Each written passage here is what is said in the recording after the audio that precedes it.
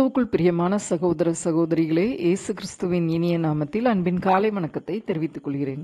இந்த நாளுக்கான தியான தலைப்பு, நற்குணத்தை வளர்த்துக்கொள். என் நீதியை கெட்டியாய் பிடித்திருக்கிறேன், அதை நான் விட்டுவிடேன். நான் உயிரோடு இருக்கும் அளவும் என் இருதயம் என்னை நிந்திக்காது. யோபு 27:6. களிமண்ணை கொண்டு பாத்திரங்கள் செய்வதில் வல்லவர் ஒருவர் இருந்தார்.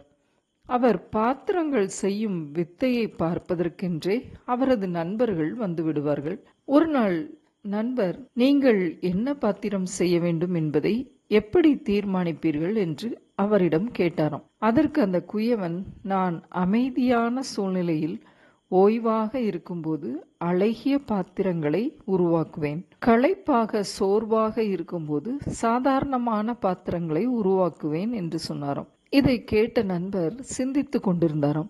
அவர் ஓய்வாக இருக்கும்போது செய்யும் தொழிலில் முனைப்பும் பொறுமையும் கிடைக்கிறது. பாத்திரங்களை உருவாக்கும் போது சரியாக வராவிட்டால் களிமண்ணை கொண்டு மீண்டும் ஆரம்பிக்கிறார். அழகிய பாத்திரங்களை உருவாக்க வேண்டுமென்றால் ஒவ்வொரு நிலையிலும் கவனம் கண்டிப்பாக தேவைப்படுகிறது. சோர்வாக இருக்கும்போது அவருடைய எண்ணம் சிதறுகிறது, பொறுமையை இழக்கிறார். ஆகவே சாதாரண பாத்திரங்களை செய்கிறார் என்று அவர் சிந்தித்துக் கொண்டிருந்தாராம்.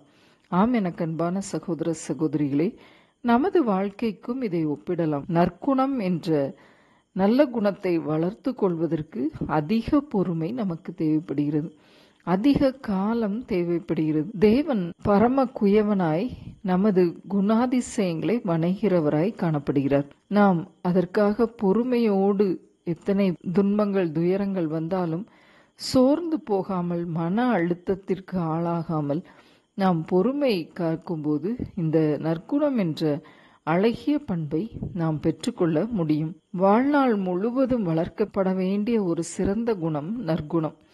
அதை நாம் பெற்றுக்கொள்வதற்கு நீடிய பொறுமை அவசியமாய் இருக்கிறது. யோபு என்ற பக்தனை குறித்து நாம் பார்க்கும்போது அவ்வாறு அவர் சொல்கிறார், என் நீதியை கெட்டியாய் பிடித்திருக்கிறேன், அதை நான் விட்டுவிடேன். நான் உயிரோடு இருக்கும் அளவும் என் இருதயம் என்னை நிந்திக்காது என்று சொல்கிறார்.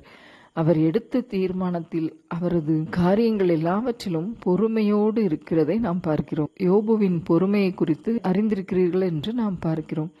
அப்படிப்பட்ட பொறுமை என்ற நற்குணத்தினால்தான் யோபு கடைசி வரை தன்னை காத்து கொண்டான் என்று நாம் பார்க்கிறோம்.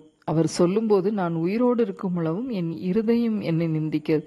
தன் இதயத்திற்கு கூட, மனசாட்சி கூட உறுத்தாத அளவிற்கு ஒரு நீதியான வாழ்க்கை, பொறுமையான வாழ்க்கையை நற்குணசாலியாய் அவர் வாழ்ந்து முடித்தார் என்று நாம் பார்க்கிறோம். நமது வாழ்க்கையிலும் வாழ்நாள் முழுவதும் வளர்க்கப்பட வேண்டிய ஒரு நற்குணம் அவசியமாய் இருக்கிறது. அதற்கு நீடிய பொறுமை அவசியம். நாம் ஆண்டவரிடம் அதை கேட்போம். அழகியவற்றை உருவாக்குவதற்கு அதிக காலம் தேவைப்படுகிறது. அதே போல பொறுமையோடு நாம் காத்திருக்கும் போது இந்த நற்குணத்தை பெற்றுக்கொள்ளலாம். ஜெபம். அன்பின் பிதாவே, இந்த அருமையான வேலைக்காய் நன்றி செலுத்துகிறோம் அப்பா. நற்குணம் என்ற அழகிய குணத்தை எங்களுக்கு கொடுத்துள்ளோம் அப்பா. ஆண்டவரே, நாங்கள் பொறுமையோடு இருக்கும்போது இந்த நற்குணத்தை பெற்றுக்கொள்ள முடியும் என்பதை கற்றுக் கொடுத்தீர் ஏசப்பா. அவசரப்பட்டு பதறி மன அழுத்தத்திற்கு ஆளாகி ஆண்டவரே, எங்களது காரியங்களை நாங்கள் இழந்து போகாதபடி எல்லாவற்றிற்கும் பொறுமையோடு காத்திருக்கும் நற்குணத்தை எங்களுக்கு கொடுத்து ஆசீர்வதித்தரும். மீட்பர் இயேசு கிறிஸ்துவின் மூலமாய் வேண்டிக் கொள்கிறோம் பரமபிதாவே. ஆமென்.